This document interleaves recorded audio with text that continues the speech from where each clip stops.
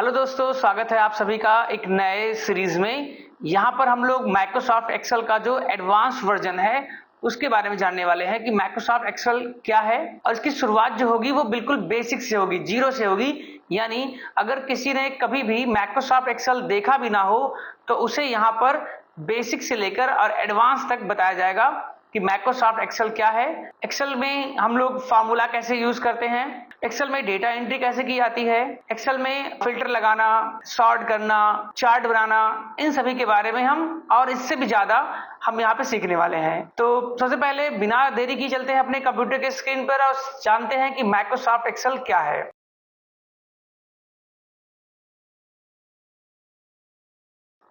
जैसा कि आप देख पा रहे होंगे यहाँ पर एक नोट्स बनाया गया है जो पहले से ही बना के रखा गया है। यहाँ पर बताया गया है माइक्रोसॉफ्ट एक्सेल के बारे में कि माइक्रोसॉफ्ट एक्सेल क्या है। तो बताया गया है माइक्रोसॉफ्ट एक्सेल माइक्रोसॉफ्ट ऑफिस के अंदर आने वाला स्प्रेडशीट एप्लीकेशन प्रोग्राम है जिसका प्रयोग कैलकुलेशन करने के लिए तथा अलग अलग सीट जैसे salary sheet, mark sheet, attendance sheet, purchase sheet, sale sheet, expense sheet इत्यादि बनाने तथा डाटा को स्टोर एंड मैनिपुलेट करने के लिए किया जाता है। अब अगर आप बिल्कुल नहीं जान रहे हैं कि माइक्रोसॉफ्ट एक्सेल क्या है तो बहुत सिंपल शब्दों में यहाँ पे लिखा हुआ है कि माइक्रोसॉफ्ट एक्सेल जो है वो माइक्रोसॉफ्ट ऑफिस के अंदर आने वाला स्प्रेडशीट एप्लीकेशन प्रोग्राम है। स्प्रेडशीट का मतलब होता है एक ऐसा शीट जो बहुत ही विस्तृत होता है, जो बहुत ही फैला हुआ होता है, इस पर डेटा को हम बहुत बड़ी मात्रा में लिख पाते हैं, उसको कहा जाता है स्प्रेडशीट। और सीट का मतलब यहाँ पे होता है जैसे एक टेबल होता है जिसमें रो और कॉलम होते हैं, बिल्कुल वैसा ही कुछ। ठीक है, तो मैं यहाँ पर आपको दिखाना भी चाहूंगा एक्सेल होता कैसे प्रोग्राम। तो एक्सेल यहाँ पे खुला हुआ है हमारे स्क्रीन पर। यहाँ पे आपको मैंने दिखाया कि एक्सेल किस प्रकार से होता है। तो आप देख रहे होंगे यहाँ पर जो आपको दिख रहा है ये जो पेज है वो एक प्लेन पेज ना होकर कर यहाँ पे ये टेबल की तरह बना हुआ है जिसमें रो और कॉलम है, ABCD ऐसे आपको कॉलम दिख रहे होंगे और 1 2 3 4 5 यहाँ पे रो दिख रहे होंगे। तो ये रो और कॉलम में जो बना होता है इसी को बोलते हैं सीट बोलते हैं और ये बहुत बड़ा होता है इसलिए इसको बोलते हैं स्प्रेडशीट एप्लीकेशन प्रोग्राम। अब इसके बाद यहाँ बताया जा रहा है जिसका प्रयोग कैलकुलेशन करने के लिए तथा अलग अलग सीट जैसे सैलरी सीट। अब सैलरी सीट क्या होता है, मार्कशीट क्या होता है, इसके बारे में हम आगे आपको बताएंगे भी। अगर आप जानते हैं तो बहुत अच्छी बात है, इन सब के बारे में हम आगे बात करेंगे।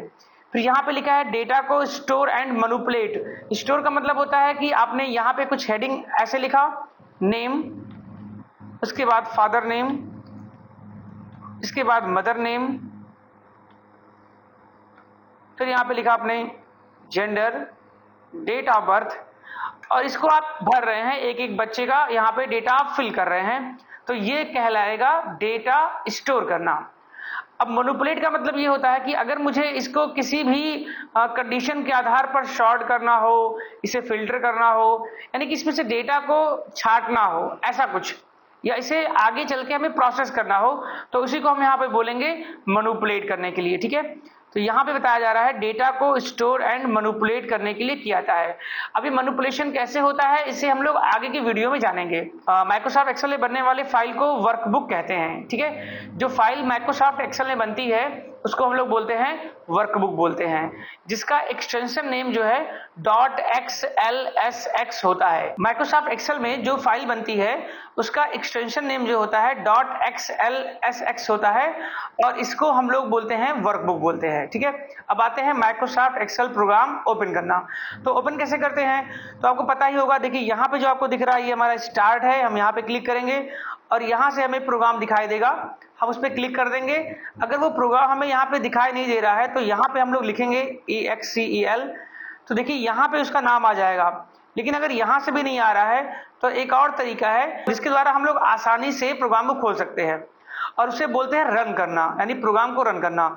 तो रन करने के लिए Windows+R कीबोर्ड से प्रेस करेंगे और देखिए यहाँ पे रन का जो डायलॉग बॉक्स है वो ओपन हो गया और आपको लिखना है EXCEL और एंटर करेंगे, आपका जो प्रोग्राम है वो ओपन हो जाएगा। तो मैंने पहले ही प्रोग्राम ओपन करके रखा हुआ था तो इसलिए वो प्रोग्राम खुल गया है। जब वो नई बार खुलेगा तो कुछ इस तरह से खुलेगा। फिर यहाँ पे लिखा है ब्लैंक वर्क बुक, यहाँ पे क्लिक करेंगे और ये प्रोग्राम हमारा एक नए और ब्लैंक मतलब न्यू रहेगा और सादा भी रहेगा। यहाँ पे हमें एक न्यू और ब्लैंक जो है वर्क बुक मिल चुका है।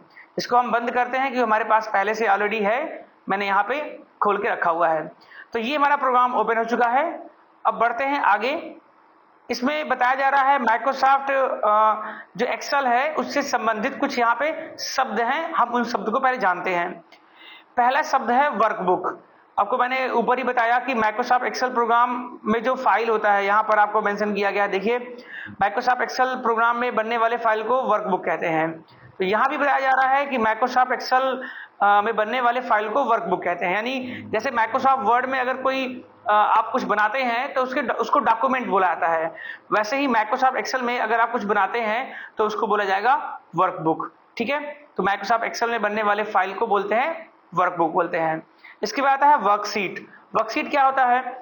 वर्कबुक के अंदर आने वाले पेज को वर्कशीट कहते हैं।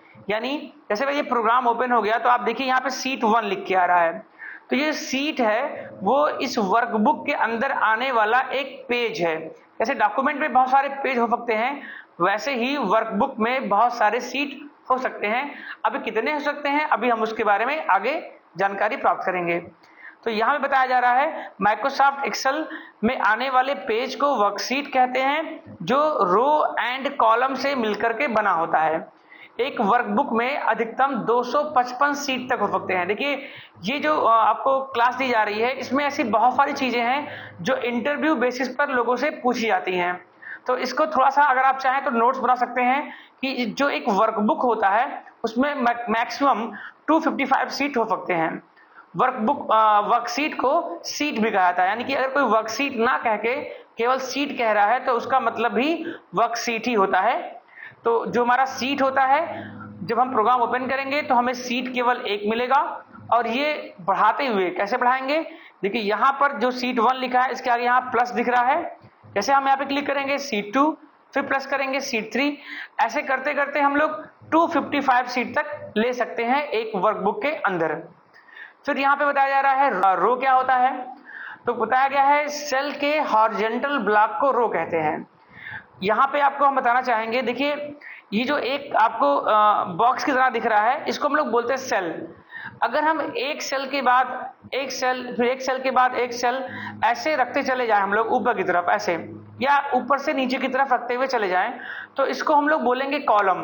तो इसी को बोलते हैं सेल के वर्टिकल ब्लॉक को कॉलम कहते हैं। ठीक है, और जब हम बात करेंगे सेल के हॉरिजॉन्टल ब्लॉक को, ये हमारा हॉरिजॉन्टल ब्लॉक है, तो इसको बोलेंगे रो।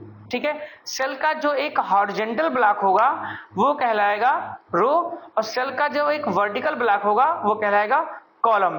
तो यहां बताया जा रहा है रो क्या होता है, तो सेल के हॉरिजॉन्टल ब्लॉक को रो कहते हैं, जो 1 2 3 डैश डैश के रूप में होता है। एक सीट में अधिकतम 10,48,576 10,48,576 रो हो सकते हैं। देखिए जब आप ऐसे सीट को स्क्रॉल करेंगे तो नीचे आते जाएंगे, और ये बहुत ज्यादा लंबा है। एक बारी में अगर हमें नीचे आना है तो हम लोग कीबोर्ड से कंट्रोल और प्लस डाउन वाला एरो, 4 एरो होते हैं, अप डाउन लेफ्ट राइट, तो कंट्रोल के साथ आप जब डाउन एरो प्रेस करेंगे तो हम लोग सबसे नीचे वाले रो पे आ जाएंगे, और यहाँ पे शो हो रहा है 10,48,576। ये हमारा सबसे लास्ट वाला रो है, और कंट्रोल के साथ में अप करने पर एकदम ऊपर वाले रो में हम लोग आ जाते हैं। ठीक है, तो इस तरह से कंट्रोल प्लस अप और कंट्रोल प्लस डाउन एरो का प्रयोग करके हम लोग ऊपर वाले रो में और नीचे वाले रो में आ और जा सकते हैं। यहाँ पे बताया गया है एक सीट में अधिकतम 10,48,576 रो होते हैं। फिर बताया गया है यहाँ पे कॉलम क्या होता है, तो मैंने आपको बताया सेल के वर्टिकल ब्लॉक को कॉलम कहते हैं। एक सीट में अधिकतम 16,384 कॉलम होते हैं। ठीक है, तो यहाँ पे 16,384 कॉलम होते हैं। देखिए जो आपको दिख रहा है ए, ये 1 है, यहाँ पे जो बी दिख रहा है ये 2 है, सी जो दिख रहा है 3 है। ऐसे ही आप चलते रहेंगे तो नंबर 26 पे आपको मिल जाएगा जेड। ये जो आपको जेड दिख रहा है ये 26 है, 27 है A B, A C, A D, ऐसे लगातार चलता रहेगा। और जब ये बी ए, बी बी, बी सी चलता रहेगा, उसके बाद जेड जेड आ जाएगा। जेड जेड आने के बाद यहाँ पर हमको मिलेगा ए, ट्रिपल ए, फिर ए बी। आपको हम थोड़ा सीट को स्क्रॉल करते हुए दिखा रहे हैं, L चल रहा है, M N O P Q R S T U V W X Y Z, Z चल रहा है। अब जेड में देखिए हम यहाँ पे आ गए हैं जेड आने के बाद यहाँ पे आ गया है ए। इस सीट को स्क्रॉल करके दिखाने का मेन मतलब यही है कि आप देख सकते हैं ये बहुत लंबा चौड़ा है और इसीलिए इसको कहा गया है स्प्रेड सीट, ठीक है। ऐसे ही अगर हम कंट्रोल प्लस राइट वाला एरो यूज करते हैं तो एकदम लास्ट वाले कॉलम पे आते हैं और ये है XFD, जो लास्ट का कॉलम होता है उसे हम लोग बोलते हैं XFD। फिर यहाँ पे हम आते हैं सेल में। सेल क्या होता है? तो जो हमारा एक रो होता है और एक कॉलम जो होता है, हम बात करें एक रो और एक कॉलम का जो मिलान या कटान होता है, जैसे आप देख पा रहे हैं कि अगर हम इस रो को लें और इस कॉलम को लें तो जो यहाँ पे हमें एक कॉमन सेल मिल रहा है, एक कॉमन पार्ट मिल रहा है, उसको हम सेल कहते हैं। यानी रो और कॉलम का जो कॉमन एरिया होता है उसे सेल कहते हैं, ठीक है। तो सेल क्या होता है? रो एंड कॉलम, चाहे आप रो एंड कॉलम कहिए चाहे कॉलम एंड रो कहिए, से मिलकर बने हुए भाग को सेल कहते हैं।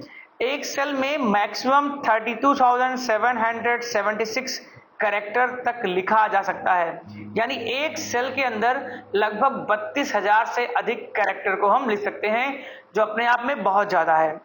इसके बाद हम आते हैं नेम बॉक्स पे। नेम बॉक्स क्या होता है? अब देखेंगे जिस भी हम सेल पे क्लिक कर रहे हैं उसका नेम यहां पर लिख के आ रहा है C4, तो इसी को हम लोग बोलते हैं नेम बॉक्स। जिस सेल में आप होते हैं उसका यहाँ पे एड्रेस तो होता है, या यहाँ पे लिख करके जैसे A2 आप एंटर करेंगे तो हम A2 पर पहुंच जाएंगे, ठीक है। ये A2 है जहाँ पे हमारा सेल जो है वो सेलेक्ट हो गया है। सेल का जो एड्रेस होता है वो नेम बॉक्स में शो होता है, साथ ही साथ में नेम बॉक्स में लिख करके हम किसी भी सेल पर जा सकते हैं। नेम बॉक्स के बाद अगला जो हमारा है वो है फार्मूला। फार्मूला बार क्या होता है? इसके द्वारा सेलेक्ट किए गए सेल में लिखे गए फार्मूला को देखते हैं। तो आप देख पा रहे होंगे नेम बॉक्स के जस्ट बगल ये जो बड़ा सा बॉक्स आपको दिख रहा है, इसी को हम लोग बोलते हैं फार्मूला बार। जब भी हम कुछ लिखते हैं, जैसे हम यहाँ पे अगर लिख रहे हैं RAJESH, तो आप देख रहे होंगे कि यहाँ भी लिख के आ रहा है और प्लस ये ऊपर जो हमारा फार्मूला बार है यहाँ भी लिख के आ रहा है, तो इसी को हम लोग बोलते हैं फार्मूला बार। ये ऊपर वाला होता है। इसका यूज क्या है अभी वो आप समझेंगे। जैसे मान लीजिए अगर मैंने एक वैल्यू यहाँ पे दी 10, दूसरी वैल्यू यहाँ पे दी मैंने 20 और यहाँ पे हम जोड़ रहे हैं इक्वल 10 प्लस 20। अब देख रहे होंगे मैंने यहाँ पे इक्वल लगा दिया। आगे इक्वल क्या होता है? एक्सेल में किसी भी फार्मूला को अगर आप यूज कर रहे हैं तो उससे पहले इक्वल का देना बहुत जरूरी है। अगर आप इक्वल नहीं देते हैं, सपोज दैट हम यहाँ इक्वल बढ़ाते हैं और लिख के एंटर करते हैं, तो देखिए यहाँ पे 10 प्लस 20 ही आ रहा है। लेकिन अगर हम इक्वल 10 प्लस 20 करते हैं और एंटर करते हैं तो यहाँ पे क्या आ गया? 30 आ गया, ठीक है। तो आप देख पा रहे होंगे यहाँ पे 10 लिखा हुआ है। जब इस पे क्लिक करते हैं तो फार्मूला बार में 10 आता है, 20 पे क्लिक करते हैं तो फार्मूला बार में 20 आता है। लेकिन जब हम 30 पे क्लिक करते हैं तो यहाँ पे लिख के आ रहा है इक्वल 10 प्लस 20।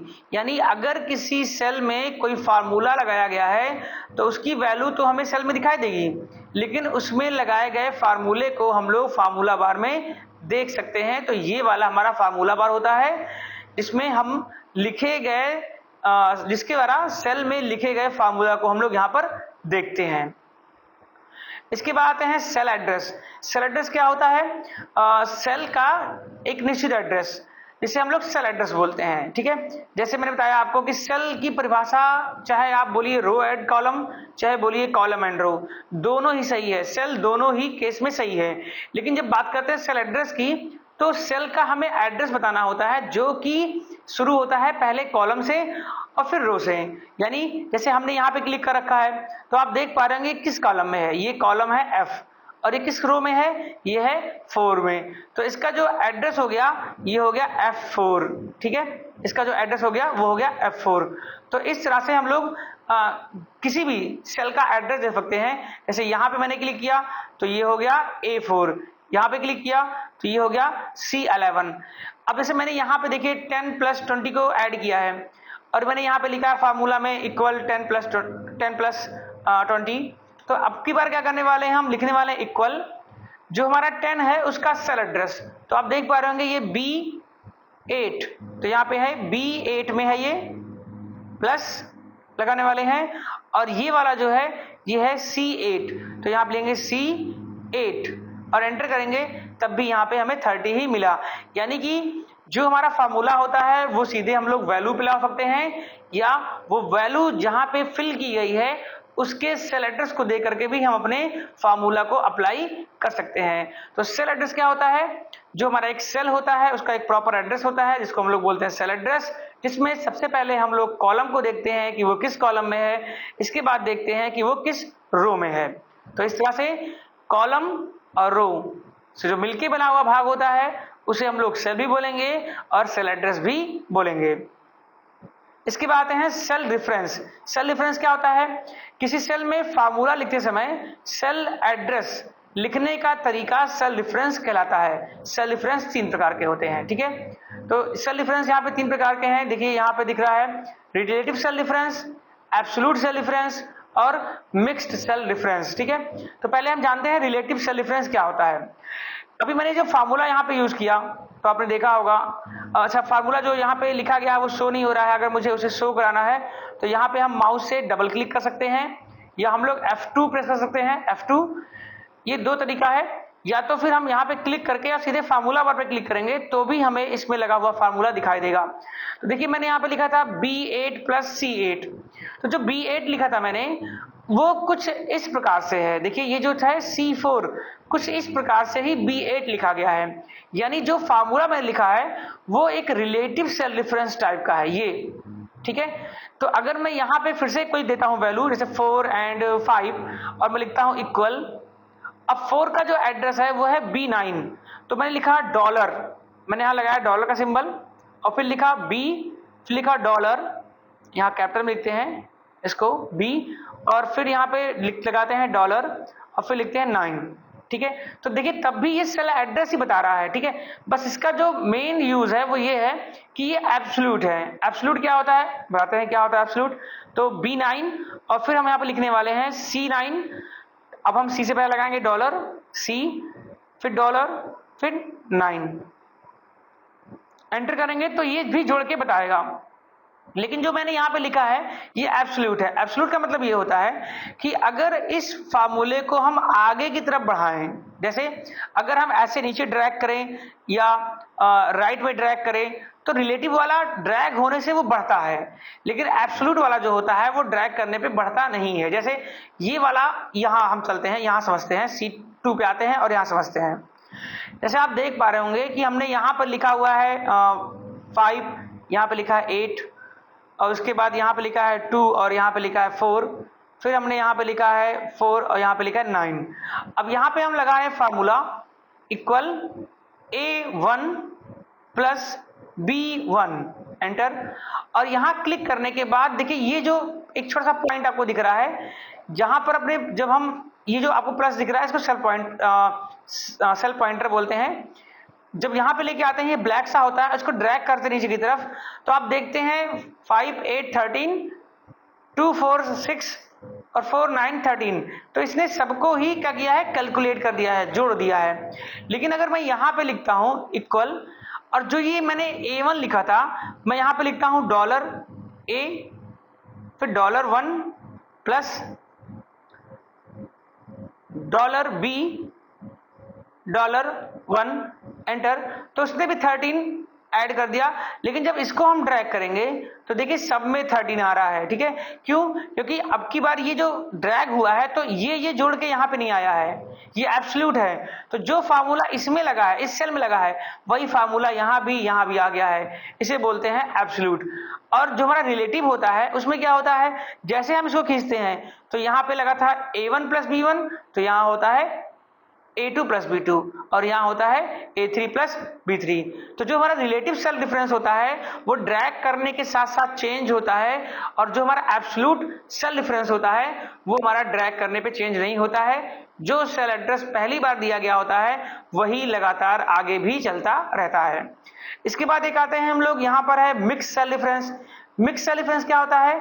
देखिए यहाँ पे डॉलर जो है वो कॉलम के पहले है, रो के पहले नहीं, और यहाँ पे देख रहे हैं रो के पहले है, कॉलम के पहले नहीं, यानी कॉलम फिक्स है, रो फिक्स नहीं है, या रो फिक्स है, कॉलम फिक्स नहीं है, तो इसको हम लोग बोलते हैं मिक्स सेल डिफरेंस, जिसका प्रयोग बहुत कम या ना के बराबर होता है। सबसे ज्यादा यूज होने वाला जो है वो है रिलेटिव सेल डिफरेंस, और उसके बाद जो हम लोग यूज करते हैं वो होता है एब्सोल्यूट सेल डिफरेंस, और ना के बराबर या सबसे ज्यादा कम यूज होने वाला है मिक्स सेल डिफरेंस। अब इसके बाद आते हैं फार्मूला। फार्मूला क्या होता है? किसी भी फार्मूला को स्टार्ट करने से पहले इक्वल का प्रयोग करना पड़ता है। आपने देखा अभी जब हम फार्मूला लगा रहे थे तो हमने इक्वल a1 प्लस b1 किया था, अगर हम इक्वल ना लगाएं तो वो कैलकुलेट होके नहीं आएगा। इसलिए एक्सेल में अगर हम किसी भी फार्मूला को लगाते हैं तो उससे पहले हमें इक्वल को जरूर देना पड़ता है। फिर आते हैं हम लोग यहाँ पे फंक्शन, एक शब्द है फंक्शन। फंक्शन क्या होता है? तो बताया जा रहा है प्री डिफाइंड फार्मूला को फंक्शन कहते हैं। प्री डिफाइंड क्या होता है? जैसे इक्वल सम, इक्वल काउंट इत्यादि, ठीक है। अब जैसे यहाँ पे हम समझते हैं ये फंक्शन क्या होता है, तो एक नए सीट पे आते हैं और देखिए हम यहाँ पर कुछ वैल्यू देते हैं, जैसे हमने लिखा 10, 15, 12, 18, 20, 40, 60, ठीक है, 45। अब मुझे यहाँ पे टोटल लाना है, यहाँ पे नीचे मुझे टोटल यहाँ पे चाहिए, ठीक है। अब मुझे टोटल लाने के लिए अगर मैं लिखूं equal a1 plus a2 plus a3 plus a4, तो ये बहुत लंबा हो जाएगा, ये बहुत लंबा हो जाएगा, ठीक है। तो इसलिए यहाँ पे सबसे पहले हम यूज करेंगे इक्वल sum, सम। सम एक फंक्शन होता है, जैसे हम सम यूज करेंगे तभी समझ चुका है कि हम यहाँ पे जोड़ने वाले हैं, यानी ये जो सेल है ये समझ गया है कि अब हम जोड़ने वाले हैं। अब मुझे इसके अंदर यहाँ पे प्लस लगाने की आवश्यकता नहीं है। अब मैं यहाँ पे a1, a2, a3 भी दे सकता हूँ, तो मैं लिखा a1। अब हम a1, a2, a3 अगर लिखते हैं तो मुझे बहुत लंबा सा यहाँ पे लिखना पड़ेगा। इसका एक आसान तरीका यह है कि जो पहला वाला सेल एड्रेस है उसको, उसके बाद कोलन, जो ये आपका ऊपर और नीचे बिंदी आती है इसको बोलते हैं कोलन, उसको लगाएंगे, और लास्ट वाला जो हमारा है वो है a8। तो देखिए जैसे मैंने a1 कोलन a8 लिखा तो ये पूरे को सेलेक्ट कर लिया।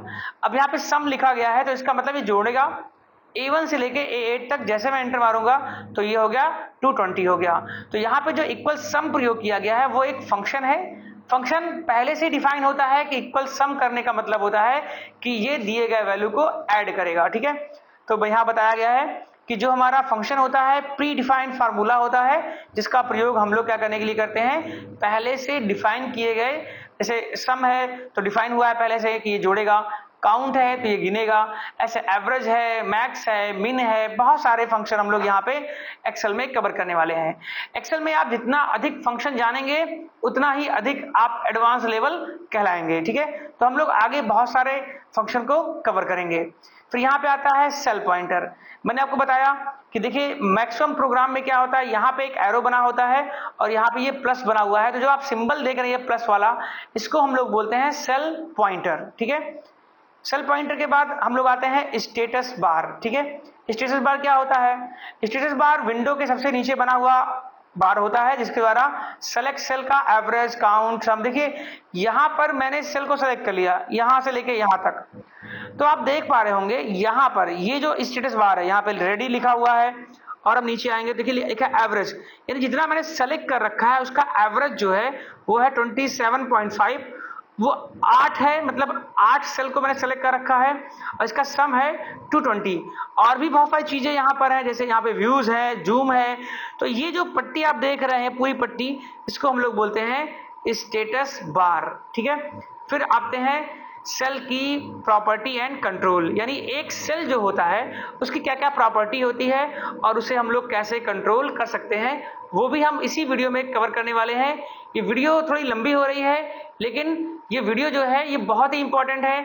इसमें आप लोग जो बेसिक है एक्सेल का, जहां से बहुत सारे क्वेश्चन पूछे जाते हैं, आप इंटरव्यू में जाते हैं, आपसे पूछा गया एक्सेल में जो सीट्स होता है या जो पेज होते हैं उन्हें हम क्या बोलते हैं, तो आप बता सकते हैं कि उन्हें हम लोग सीट बोलते हैं या वर्कशीट बोलते हैं।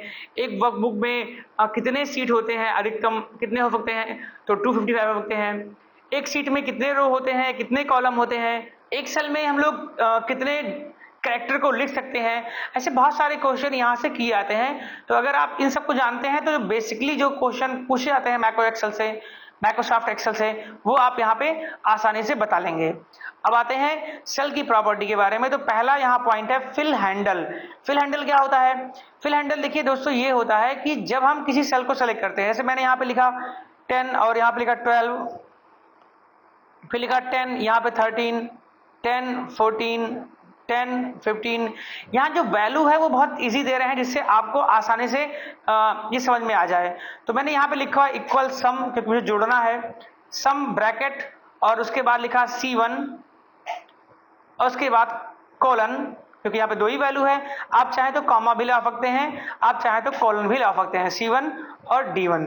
उसके बाद मैंने यहाँ पे इसको ब्रैकेट बंद किया और एंटर किया, तो आप देख रहे हैं 22 आ गया। यहाँ पे थोड़ा सा जूम करके आपको दिखाएंगे हम, यहाँ पे एक छोटा सा पॉइंट दिख रहा है, इसी पॉइंट को बोलते हैं फिल हैंडल। जैसे ही अपने माउस को या सेल पॉइंटर को इसके ऊपर लेके आते हैं, ये ब्लैक सा होता है। अब इसको लेफ्ट क्लिक करके जैसे ही हम ड्रैग करेंगे तो आप देखेंगे 10, 20, 10, 12, 22, 10, 13, 23 ऐसे ही जोड़ते हुए चला आया है। यहाँ पे कोई वैल्यू नहीं तो 0 आ रहा है, और जैसे हम लिखेंगे यहाँ पे 10, 18 तो ये 28 आ गया। तो इस तरह से ये जोड़ता हुआ आगे चलेगा। जो आप सेल के नीचे यहाँ देखते हैं इसी को बोलते हैं फिल हैंडल। अगर आपने यहाँ पे 1 लिखा है और फिर से इस पे क्लिक करके कंट्रोल की प्रेस करते हुए इसको फिल हैंडल पे ड्रैग करते हैं तो देखिए ये अपने आप काउंटिंग करता हुआ चला जाएगा। तो ये फिल हैंडल होता है सेल के नीचे जो छोटा सा पॉइंट राइट साइड में दिखता है, जहां पे क्लिक करके हम उसमें लिखे गए वैल्यू को आगे की तरफ क्या करते हैं, हम लोग ड्रैग करते हुए चले जाते हैं। ठीक है, तो ये कहलाता है आपका फिल हैंडल। इसके बाद आते हैं नेक्स्ट, अगला है बॉर्डर कंट्रोल। बॉर्डर कंट्रोल क्या होता है?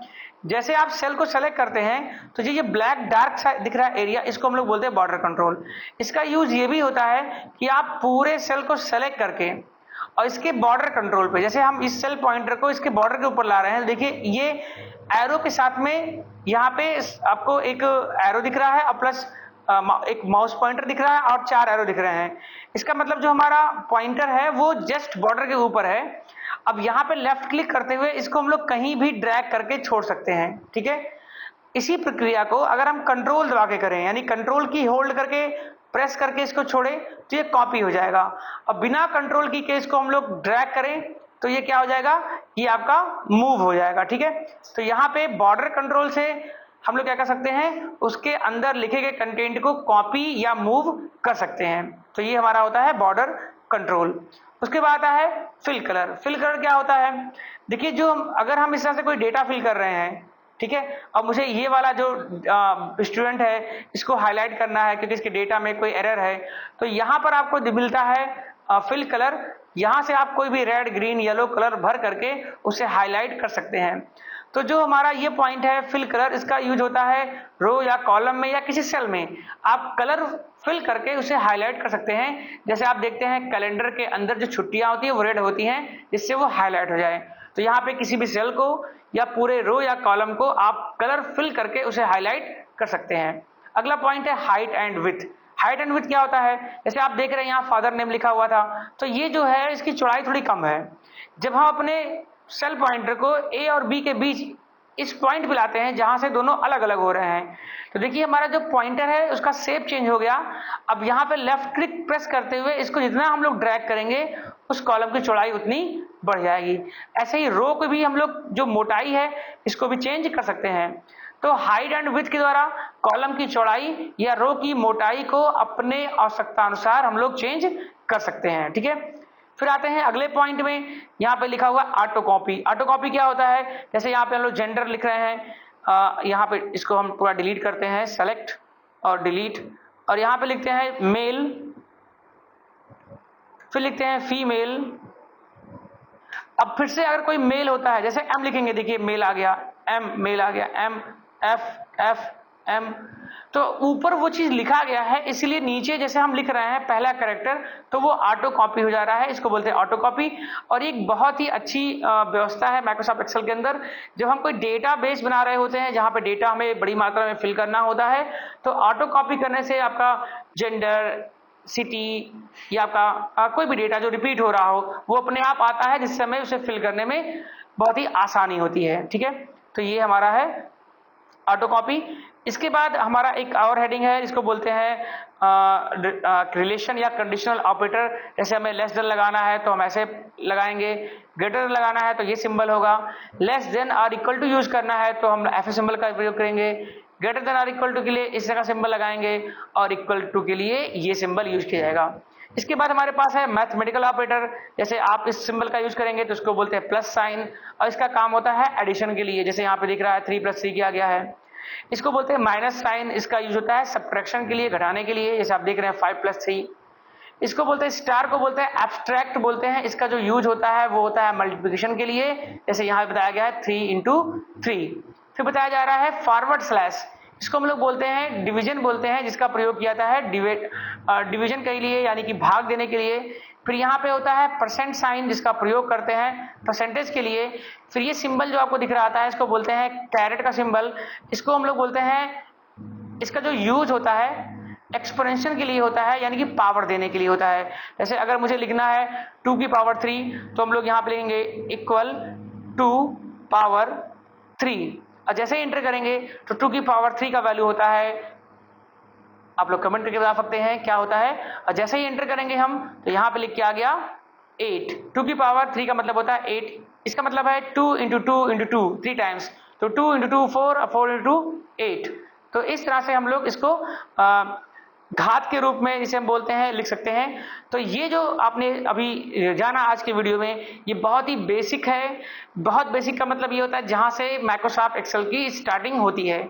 तो इसे हम लोग डे 1 भी बोल सकते हैं या माइक्रोसॉफ्ट एक्सेल का इंट्रो भी बोल सकते हैं। यहां से हम लोगों ने शुरुआत की है और आपको वीडियो जो है वो लगातार मिलता रहेगा। माइक्रोसॉफ्ट एक्सेल एक बहुत ही इंपॉर्टेंट प्रोग्राम है। आप अकाउंट के फील्ड में जाते हैं या किसी ऑफिस में एज ए असिस्टेंट जाते हैं या एज ए आप डेटा एंट्री ऑपरेटर जाते हैं, तो माइक्रोसॉफ्ट एक्सेल का यूज जो है वो बहुत ज़्यादा होता है। तो हमारी कोशिश है आपको बहुत ही आसान से शब्दों में और बहुत ही आसान से एग्जाम्पल के साथ माइक्रोसॉफ्ट एक्सेल को आपको पढ़ाया जाए।